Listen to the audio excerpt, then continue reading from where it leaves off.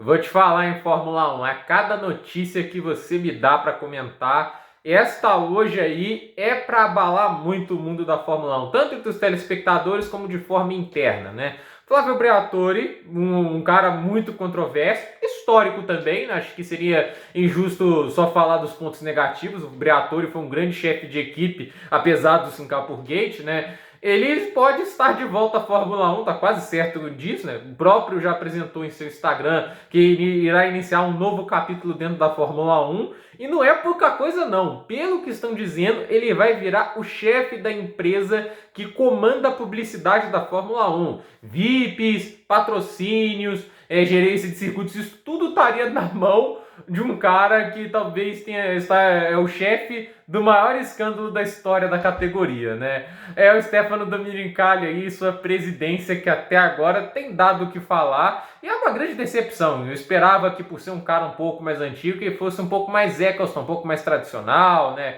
Que não tentasse mexer no que estava bom, né? Não que o Eccleston não fizesse isso, ele faz, mas quando ele percebia que era ruim, ele voltava atrás, como ele fez vários modelos de classificação, mas quando percebia que não era bom, voltava para o tradicional, enquanto o Domenicali está querendo fazer gente engolindo pela goela as corridas sprints. Mas o fato é que agora estão revivendo o último dos membros do Singapore Gate. Vamos lembrar que o Pat Symonds já está dentro da Fórmula 1, né? O Pat Symonds, que era o projetista-chefe da Renault naquela época, ele já voltou antes, né? Ele projetou os carros da Williams do Felipe Massa, né? Acho que até 2016, 2017 já não era mais ele, mas o Pat Symonds também está de volta, né? Ele é um dos diretores técnicos da Fórmula 1 e agora a gente tem toda a galera de volta, né? E assim, eu acho isso ruim por vários motivos. Pode ser que ele tome atitudes positivas e tudo isso, porque o problema não é questão de competência. O Flávio Briatore é um dos melhores chefes de equipes da história da Fórmula 1. Ele transformou uma equipe independente como a Benetton em protagonista. A Benetton sempre conquistou pódios em todas as temporadas da Fórmula 1,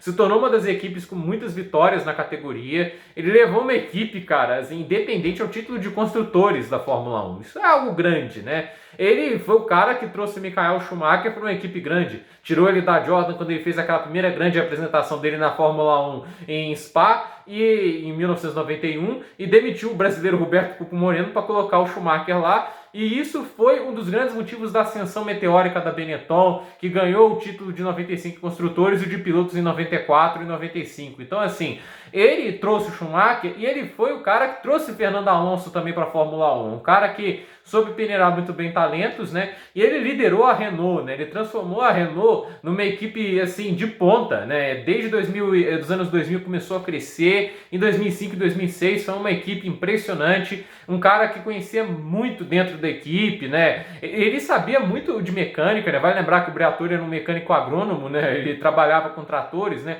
Quem acha que isso é irrelevante no mundo da Fórmula 1, vamos lembrar que a Lamborghini, né, ela foi criada por um cara que mexia com tratores, né, e ele disse que ia fazer carros melhores do que a Ferrari, né, mas aí é questão de debate, não vou entrar nisso, a Lamborghini faz carros melhores do que a Ferrari, eu acho que não, mas o fato é que o Briatore, ele tem uma história inegavelmente grande na Fórmula 1. Mas obviamente as pessoas não vão lembrar ele dos títulos da Renault ou da Benetton. Até lembram, mas muito menos por isso, mas mais pelo que aconteceu em 2008, né? Quando ele era chefe da Renault, né? Em 2008 a Renault começou com um ano bem fraco, né? Um carro que começou a evoluir bastante no final da temporada. No final da temporada já era extremamente competitivo, principalmente com o Alonso, mas era decepcionante a temporada, ele estava pressionado dentro da equipe, né? Porque em 2006 eles foram campeões, mas com o banimento do amortecedor de massa, que foi o que trouxe a grande vantagem da Renault sobre o carro da McLaren em 2005 e a Ferrari em 2006, né? A Renault se tornou um carro bem mais limitado, né? Em 2007 não conseguiram fazer grandes coisas, né? O Alonso tinha saído para a McLaren e o Kovalainen e Fisichella estava longe de cima das duplas mais sólidas. E olha que o finlandês fez um ano espetacular, né? O Kovalainen andou muito bem naquela temporada, mas a questão é, 2008, uma nova equipe, né, que tem, assim, questão de pilotos novos, né, trouxe o Nelsinho, o Alonso, né, e até aquele presente momento não era um ano que deixava muito a desejar, e o único pódio tinha sido do Nelsinho no Grande Prêmio da Alemanha, e foi um pódio que aconteceu por circunstâncias muito adversas. Eu acho que ele comete um erro, né, tem que ir para o box, reabastece para ir até o final, numa janela no limite. Aí acontece o quê? Timo Glock bate, ele força a entrada do safety car. Na época, em 2008, a regra era, os carros têm que se juntar, né, 2 voltas atrás do safety car, aí o box abre e você pode entrar. Se você entrar fora deste período, você é punido, né, com um stop and go de 10 segundos, que era uma punição bem grave, né. E a questão era, o Nelson Piquet, que estava nas últimas posições, chegou a brigar pela vitória e terminou em segundo. E por causa disso, o Briatore e o Pat Symonds, que era o projetista-chefe, né, e o curioso que eram nomes grandes, né, nomes competentes na época, eles tiveram a ideia de, em Singapura, né, um circuito que permite mais isso, né, forçar um acidente com o Nelson Piquet para beneficiar o Fernando Alonso nesse sentido. Por quê? O Alonso abasteceria antes do Nelson Piquet bater, né, tinha a volta programada, o local da batida, que teria que colocar o trator num caminhão para tirar o carro. Então, assim, não foi qualquer tipo de coisa, foi um planejamento muito grande. E com isso, o Alonso, devido a essa regra de todos se juntarem no safety car, esperar o box abrir para entrarem, conseguiu vencer a corrida. Ele só quase não venceu porque o Nico Rosberg ele entrou infringindo a regra e teve que pagar o stop and go, mas quando ele voltou na liderança, ele acelerou tanto que quase venceu. Mas foi o quase não é nada, o Alonso acabou vencendo aquela corrida, mas o fato é que esse negócio foi revelado em 2009, acho que pelo próprio Nelson Piquet, ele revelou isso à FIA. E o negócio pegou muito pesado e o Briatore foi banido da Fórmula 1. Ele e o Pat Symonds, né, foram banidos da categoria e depois foram perdoados. Vale lembrar que o Flávio Briatore, né, ele já apareceu várias vezes em corridas, né, ele apareceu em vídeos, né, até acho muito legal a participação dele no vídeo do Schumacher, descreva ele uma palavra, né, ele fala The King, né, o rei, né, mais que um rei nada, né, porque o Briatore tem realmente um grande respeito pelo Michael Schumacher. A questão é uma figura que tem histórias impressionantes, né? O que ele fez na Benetton não é para qualquer tipo de pessoa, mas é um cara que tem moralidade ruim, né? Esse não é o tipo de cara que você vai querer depois do que aconteceu, né? A Fórmula 1 tem que ser rígida em questão de manipulação de resultados, que isso é muito grave. Isso é uma coisa que não dá para aceitar passivamente. E você não tá trazendo esse cara de volta só como conselheiro para dar algumas ideias, porque de fato pode ser que surja alguma coisa boa. Ele é um cara inteligente, né? Eu não vou duvidar que um cara como ele tenha uma boa ideia. Mas a questão é que você está trazendo o cara para ter muito poder. O cara vai ter muito poder dentro da categoria. Isso para mim é muito negativo. Mas não dá para se surpreender, até porque, como eu disse, o Pat Symonds, né, que também fez parte do esquema, hoje é consultor técnico da Fórmula 1. E olha que, vou te dizer uma coisa, o Pat Symonds fez parte disso e ajudou a planejar.